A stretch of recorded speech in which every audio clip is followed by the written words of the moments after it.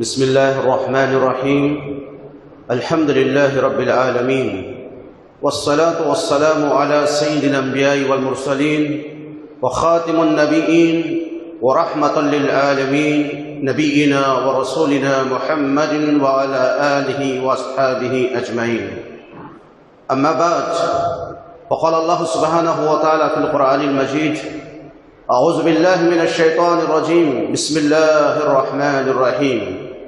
كنتم خير أمة أخرجت للناس تأمرون بالمعروف وتنهون عن المنكر وتؤمنون بالله. وقال الله تعالى: ومن أحسن قولا ممن دعا إلى الله وعمل صالحا وقال إنني من المسلمين. وقال النبي صلى الله عليه وسلم: يا أيها الناس قولوا لا إله إلا الله تفلحوا وتملكوا العرب والأجل. وقال النبي صلى الله عليه وسلم: بلغوا عني ولو آية. رواہ بخاری. محترم سامعین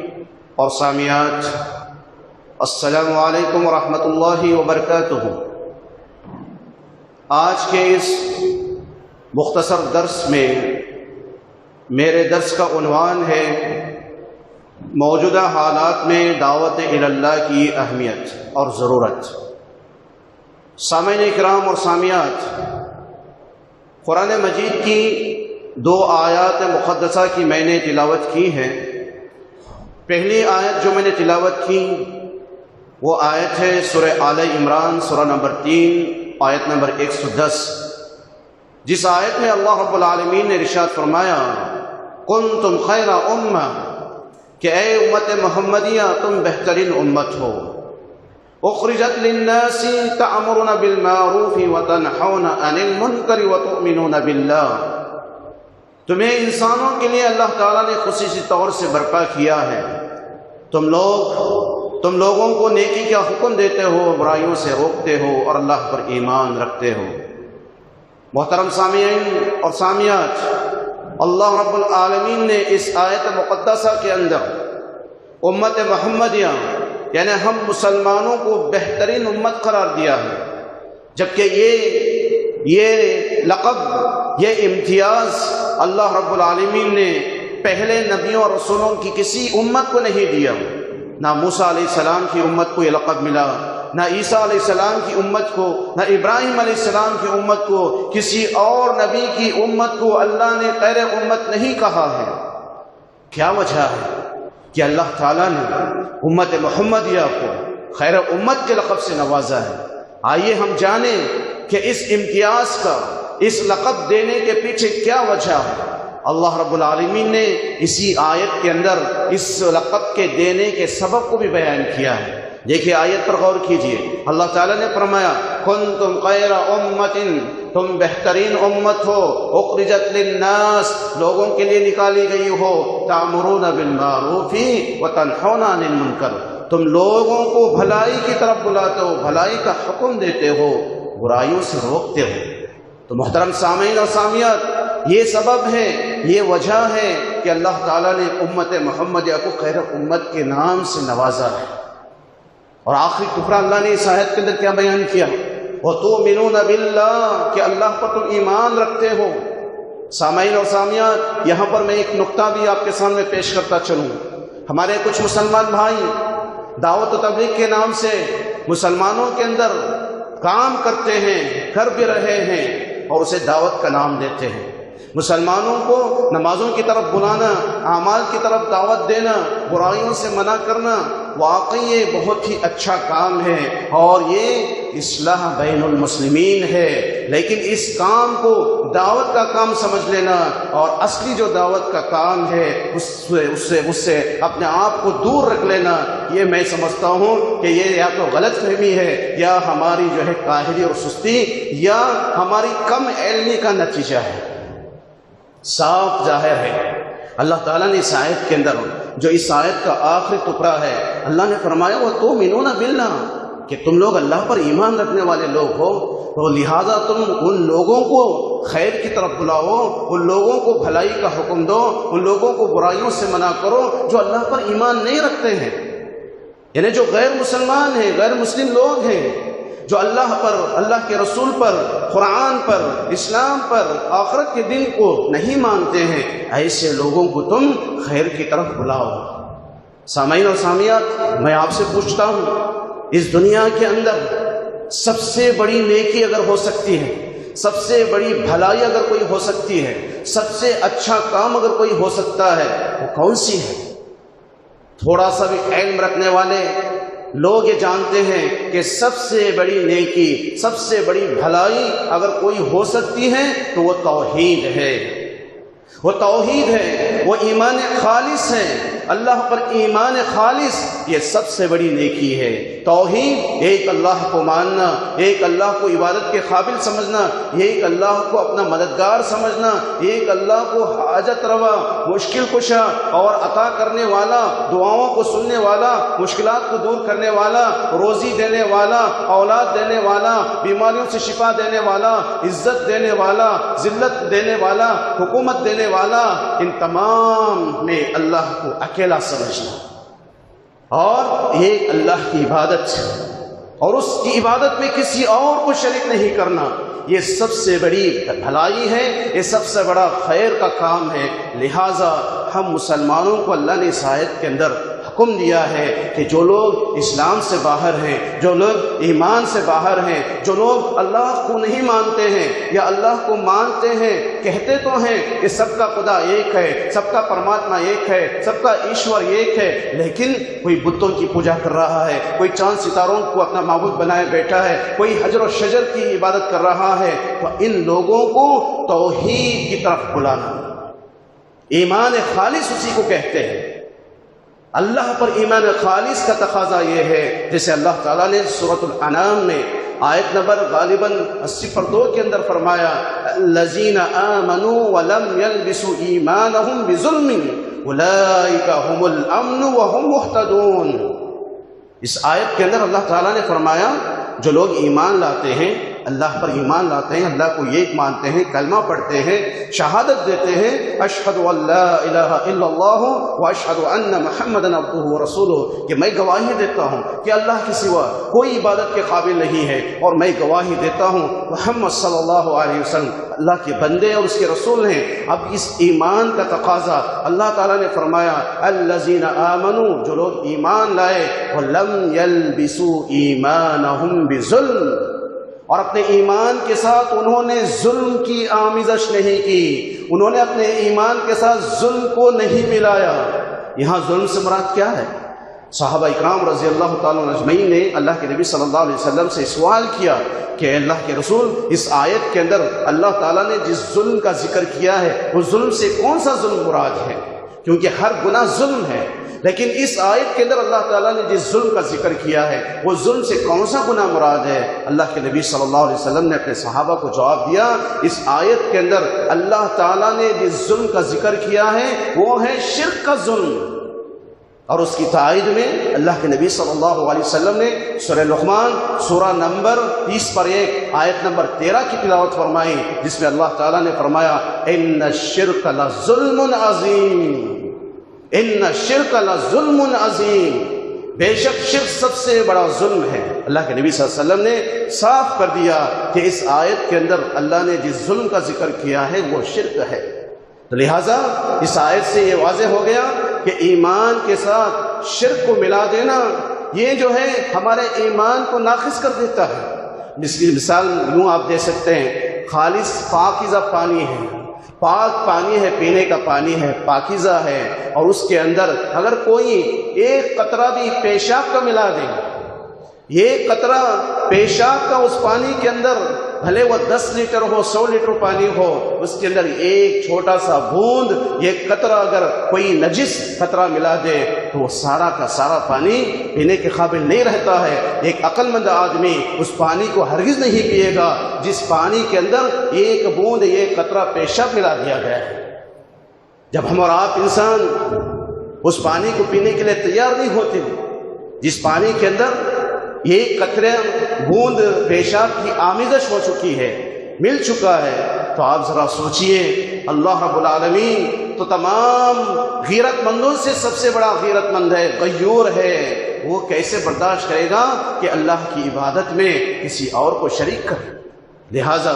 اس آیت کے اندر اللہ تعالیٰ نے امت کو جو خیر امت کہا ہے اس کا سبب یہی ہے کہ ہم لوگوں کو بھلائی کا حکم دیں اور برائیوں سے روکیں، اور سب سے پہلے لوگوں کو جس بات کی طرف ہمیں حکم دینا ہے جو سب سے بڑی بھلائی ہے وہ ہے توحید، وہ ہے خالص اسلام، اور سب سے پہلے لوگوں کو جس برائی سے ہمیں اور آپ روکنا ہے وہ ہے شرک کی برائی، شرک کا گناہ، کیونکہ اللہ رب العالمین نے سورہ نساء کے اندر ایک جگہ نہیں 2 جگہ ارشاد فرمایا ہے۔ آیت یوں ہے، اللہ تعالیٰ نے فرمایا ان اللہ لا یغفر ان یشرک بہ ویغفر ما دون ذلک لمن یشاء۔ اللہ تعالیٰ نے فرمایا ان اللہ، بے شک اللہ تعالیٰ، لا یغفر ان یشرک بہ، اللہ تعالیٰ اس آدمی کو ہرگز معاف نہیں کرتا، اس آدمی کی مغفرت نہیں کرتا جو شرک کے ساتھ اس دنیا سے چلے جاتے ہیں، شرک کی حالت میں بغیر توبہ کیے کہ اس دنیا سے مر جاتے ہیں، چلے جاتے ہیں، ایسے مشرکوں کی مغفرت اللہ رب العالمین ہرگز نہیں کرتا۔ وَيَغْفِرُ مَا دُونَ ذَلِكَ لِمَن يَشَاءُ، اللہ تعالیٰ نے فرمایا ہاں البتہ اگر مرنے والی شرک سے پاک ہے، شرک اس نے نہیں کی یا شرک کرتے تھے، توبہ جنہوں نے کر لیا، شرک سے باز آ گئے اور اس شرک سے پاک اس دنیا سے موت آئے گی، تو اللہ تعالیٰ ان کی دیگر گناہوں کو چاہے تو معاف کر سکتا ہے۔ اور دوسری آیت میں نے جو پڑھی ہے سورہ فصلت کی آیت ہے، آیت نمبر 23 کے اندر اللہ تعالیٰ نے فرمایا کہ اللہ تعالیٰ نے ایک تعریف کری ہے،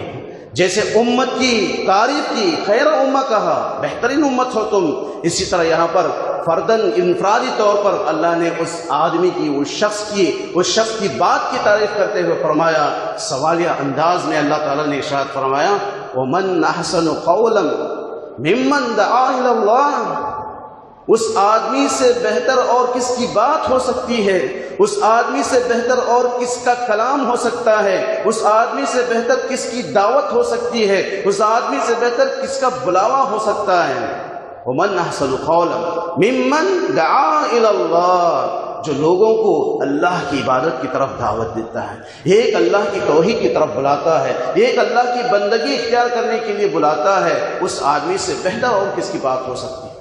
اور آگے اللہ تعالیٰ نے اس آیت میں فرمایا وَعَمِلَ صَالِحًا، اور خود بھی نیک عمل کرتا ہے، یعنی لوگوں کو اللہ کی عبادت کی طرف دعوت دیتا ہے، خود بھی اللہ کی عبادت کرتا ہے، خود بھی اللہ کی بندگی کرتا ہے، خود بھی شرک سے بچتا ہے، اور پھر اپنے آپ کو بہت بڑا نہیں سمجھتا ہے، اپنے آپ کو جو ہے تکبر میں مبتلا نہیں کرتا ہے کہ میں بڑا داعی ہوں، میں بڑا عالم ہوں، بلکہ عاجزی کے ساتھ کہتا ہے وَقَالَ إِنَّنِي مِنَ الْمُسْلِمِينَ، کہ میں بھی ایک مسلمانوں میں سے مسلمان ہوں۔ اور مسلمان کا معنی کیا ہے؟ مسلم کا معنی کیا ہے؟ فرما بردار بندہ۔